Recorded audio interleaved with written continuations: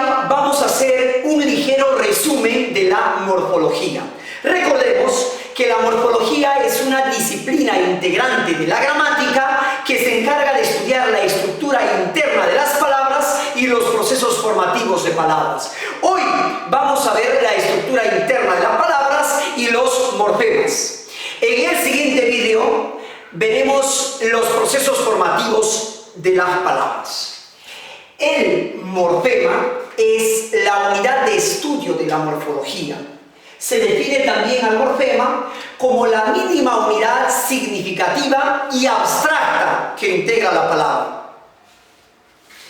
Existen principalmente dos clases de morfemas: los morfemas lexicales y los morfemas gramaticales. Los morfemas lexicales son conocidos también como lexemas, raíz o núcleo de la palabra porque contiene el significado base. Ejemplo, en la palabra niños, haciendo la segmentación morfológica, sería de esta forma. Ni sería el núcleo, contiene el significado base de la palabra. Y los morfemas flexivos O y S. O es un morfema flexivo que indica género masculino y S es un morfema flexivo que indica número plural. En la palabra injustos, haciendo la segmentación morfológica, será de esta forma. El prefijo in, que funciona en este caso como un morfema derivativo, el núcleo just y el morfema flexivo de género O. En la palabra perritos sería de esta forma la segmentación morfológica. El núcleo per, el morfema derivativo it, que en este caso aporta una idea de pequeñez, de insignificancia, o también puede ser entendido como un apreciativo. Y los morfemas flexivos O de género y S de número. Bien, los núcleos o lexemas serán los aquí señalados. Contienen el significado base de la expresión. Los morfemas gramaticales, por su lado, son morfemas que unidos al núcleo aportan algún tipo de significado. Los morfemas gramaticales se dividen en dos grupos: los morfemas flexivos y los morfemas derivativos. ¿A qué llamamos morfemas flexivos? A aquellos morfemas que aportan una idea de accidentes gramaticales, pero principalmente género y número.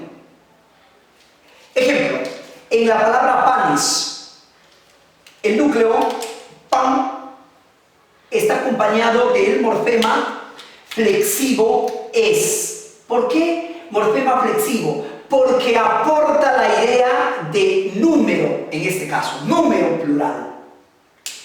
En la palabra alumnos, el núcleo alum está acompañado de dos morfemas flexivos. O, que significa género masculino, y el morfema flexivo S, que significa número plural. Esos serían entonces los morfemas flexivos. Estos morfemas flexivos a su vez van a subdividirse en morfemas simples y amalgamas. ¿A qué llamamos morfemas simples? Aquellos morfemas que solo tienen un significado. Puede ser género o puede ser número. Solamente un significado. Ejemplo, en la palabra gallina. En la palabra gallina, el núcleo gall está acompañado del morfema flexivo ina. Este morfema solamente aporta la idea de género femenino. Solo tiene un significado. Eso es un morfema flexivo simple. En la palabra gatos, el núcleo gat está acompañado de dos morfemas flexivos simples. El morfema O, que solo significa género masculino, y el morfema flexivo simple S, solo indica número plural. Y por otro lado vamos a ver los morfemas amalgamas. Son aquellos morfemas que tienen más de un significado. Ejemplo, en el verbo comí. El núcleo com está acompañado del morfema amalgama I. Este morfema presenta más de un significado. Por ejemplo, puede significar tiempo, tiempo pasado, comí, tiempo pasado. Puede significar también número, número singular, comí, no comimos. Puede significar también persona, comí, primera persona, no comimos o comiste, que sería segunda o tercera persona respectivamente.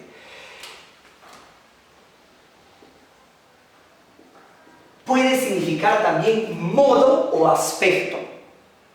Ese es un morfema amalgama. Tiene más de un significado. Lo mismo ocurre en el verbo soñé. El núcleo son está acompañado del morfema flexivo amalgama. Soñé. Soñé puede significar tiempo, número, modo, persona y aspecto. Eso sería el morfema amalgama. Y por su lado, los morfemas derivativos indican o aportan un significado que no sea ni género ni número. Ejemplo, en la palabra niñeras. Vamos a dividir morfológicamente estas palabras. Esto sería el núcleo, niño, acompañado del morfema derivativo er. Un morfema derivativo er. En este caso indica infinitivo. Y los morfemas flexivos a y s. Este es un morfema derivativo. ¿Por qué? Porque no indica ni género ni número. En cambio, los morfemas a y s serán morfemas flexivos. ¿Por qué? Porque indican género y número. ¿De acuerdo? En la palabra limeño, el núcleo lim, acompañado del morfema derivativo en. ¿Qué significa el morfema derivativo en? Gentilicio, lugar de origen o procedencia. Este sería entonces un morfema derivativo. Indica otra cosa, no indica ni género ni número. Por su lado, el morfema o sería un morfema flexivo. ¿Por qué? Porque indica género masculino. En la palabra perrito, el núcleo per estará acompañado del morfema derivativo it y finalmente el morfema flexivo o. ¿Por qué decimos que it es un morfema derivativo? Porque indica otra cosa diferente a género o número. Por su lado, el morfema o es un morfema flexivo. ¿Por qué razón? Porque indica en este caso género masculino. En la palabra bellísima, el núcleo bell estará acompañado del morfema derivativo isim, que significa superlativo. Significa superlativo. Bellísima, lindísima, etcétera, etcétera. Y finalmente el morfema flexivo a. Morfema derivativo, ¿por qué? porque tiene cualquier significado menos género o número. Y finalmente, el morfema A significa género femenino. En la palabra submarino, sub es un prefijo que en este caso funciona también como morfema derivativo, porque aporta un significado diferente a género o número. El núcleo mar, el morfema derivativo in y finalmente el morfema flexivo o. ¿Por qué morfema flexivo? Porque indica, en este caso, género masculino. Entonces, in y su serán morfemas derivativos porque indican otro significado diferente a género o número. En la palabra desleal, el prefijo des acompañado del núcleo leal. Este prefijo des funciona también como un morfema derivativo porque no aporta significado de género o número. Y finalmente, la palabra pintor, el núcleo pin acompañado del morfema derivativo or, que tiene cualquier significado menos género o número. Bien, los morfemas gramaticales en función de su ubicación pueden a su vez clasificarse en prefijos, infijos y sufijos. Aquí llamamos prefijos aquellos morfemas gramaticales o afijos que se ubican antes del núcleo. Ejemplo, en la palabra infiel tenemos el afijo in, se ubica antes del núcleo fiel. Ese es un prefijo. En la palabra irreal, el afijo i se ubica antes del núcleo real. Lo mismo en la palabra desleal, el afijo des se ubica antes del núcleo leal. Por lo tanto, se trata de prefijos. El infijo, por su lado, es un afijo que se introduce dentro de la raíz, dentro del núcleo.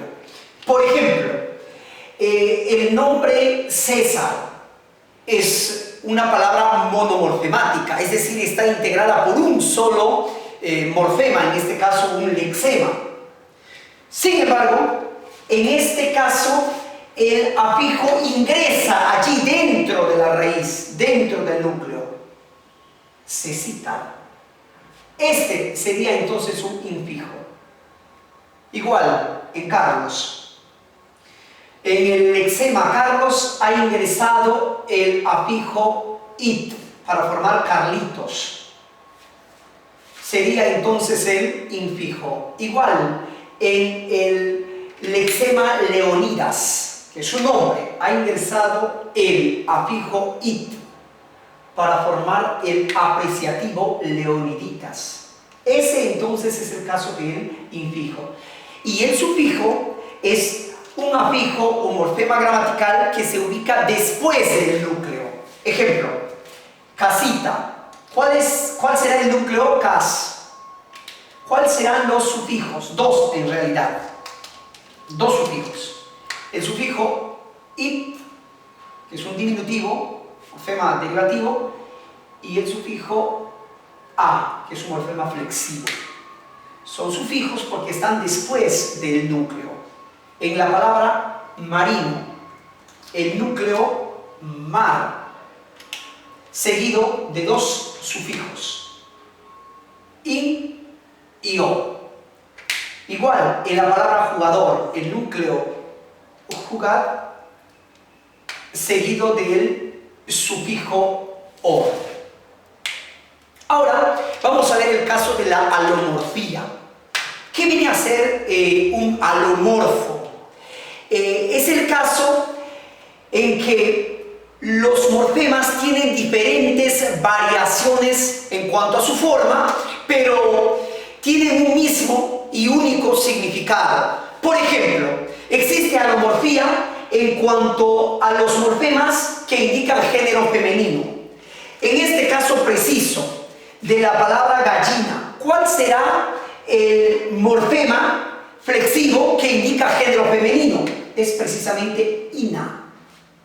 En la palabra poetisa, el morfema flexivo que indica género femenino es isa. En la palabra alcaldesa, el femenino es marcado por el morfema esa. Y en la palabra gata, el femenino es marcado por el morfema a. Todos estos morfemas son formalmente diferentes, sin embargo tienen el mismo significado. Todos significan género femenino. Ese es el caso de la alomorfía, o simplemente de los alomorfos. También existe alomorfía en los morfemas que marcan número plural. Ejemplo, en la palabra niños, ¿cuál será el morfema que marca el número plural? El morfema S. Y en la palabra panes, el morfema que marca el plural es. Diferentes, pero tienen el mismo significado. En cuanto a la negación, los prefijos que indican negación, in de imposible, i de irreal, in de infiel, a de anormal y des de desleal. Todos significan negación. El significado es idéntico para todos, pero la forma es diferente. También existe alomorfía en cuanto a los morfemas que marcan gentilicios.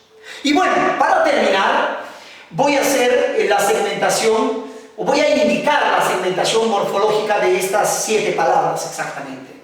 En cuanto a la palabra cantábamos, el núcleo cant, seguida de la vocal temática. Esto se llama vocal temática. ¿Y por qué vocal temática? Bueno, se ha convenido llamarle vocal temática porque no tiene un significado específico sola, pero si acompaña a la raíz, aporta una serie de significados. Luego tenemos el morfema flexivo va, que indica modo y tiempo. Será entonces un morfema flexivo, dije, ¿verdad? Morfema flexivo que indica modo y tiempo. Y finalmente, el morfema flexivo mos, que significa número y persona. Por el lado de la palabra arcilloso, el núcleo arcich, seguida del morfema os, que es un morfema derivativo, que sirve para aportar la idea de un adjetivo de abundancia. Y finalmente el morfema flexivo o, que indica lógicamente género masculino. En reestructuración, el prefijo re, que significa repetición, el núcleo de estructura, y acción, que es un morfema derivativo que aporta la idea de sustantivo que indica acción o resultado. Debilidad, el núcleo débil seguido del morfema derivativo idad, que sirve para aportar la idea de un sustantivo abstracto, alomorfo de dad. Entonces, morfema derivativo. En librería, el núcleo lib, seguido del morfema derivativo que significa el que vende, librero, panadero, pescadero, y el morfema también derivativo ia, que significa lugar. En la palabra enloquecer tenemos el prefijo en relativo a, el núcleo loc, el loco, viene a ser un morfema derivativo llamado interfijo. ¿Por qué interfijo? Porque se ubica entre el núcleo y un morfema derivativo. Entonces, este es el interfijo, no tiene significado alguno, de forma independiente, pero sí ligado al núcleo de un morfema derivativo, pues aporta una serie de significados. En cuanto a la palabra desconocido, el prefijo des, el núcleo conos, morfema derivativo, y dos morfemas flexivos de género y número respectivamente. Bueno, desde luego que existen algunas otras categorías en cuanto a la morfología. No las he visto porque iba a ser muy pesado el vídeo. Lo que hice es un ligero resumen y espero que les sea de mucha utilidad. No se olviden de compartir el vídeo. Hasta la próxima.